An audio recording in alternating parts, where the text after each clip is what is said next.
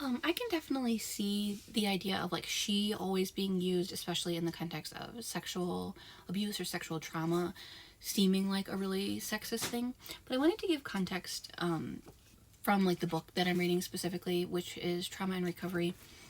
This book was written in '92, so it's really old, and is actually quite a feminist book.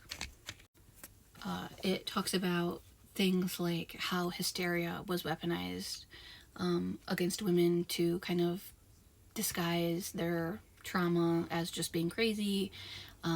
It talks about how even in current day, or at least in the 90s, but definitely still current day as well, BPD is used to minimize women's trauma and make it kind of just this crazy lady diagnosis that's really like pathologized and stigmatized.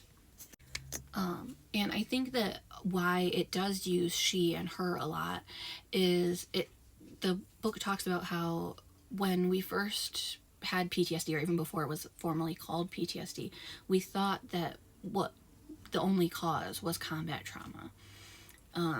And it wasn't until the 70s, 1970s, that we started to recognize that grape also was a form of trauma, which seems crazy to think that relatively recently we didn't believe that grape would cause PTSD.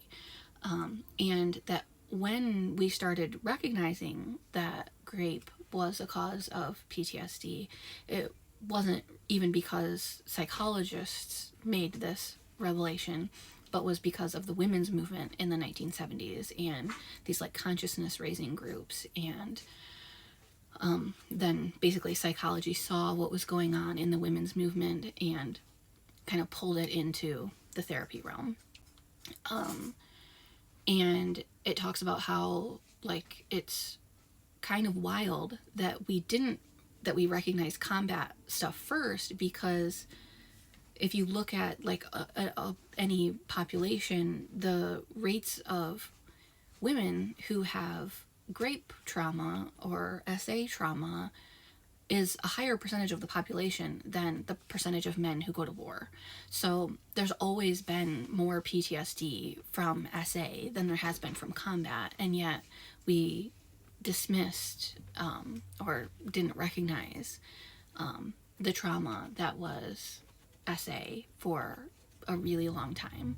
And also DV, or coercive control related trauma, and that like really the reason why these weren't recognized was because we just labeled women as crazy and dramatic and didn't take their mental health seriously.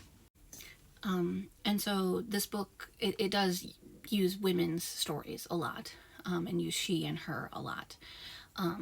But it's not trying to say that women are weaker and that's why they end up with more trauma. It's using she and her more often to tell the stories of women that haven't been told enough, and certainly in the early 90s had not been told enough, or taken seriously enough, or what have you. Also, I'm pretty sure this book is the first one that actually used the term complex PTSD. And oftentimes it is like childhood trauma and DV, or coercive control trauma.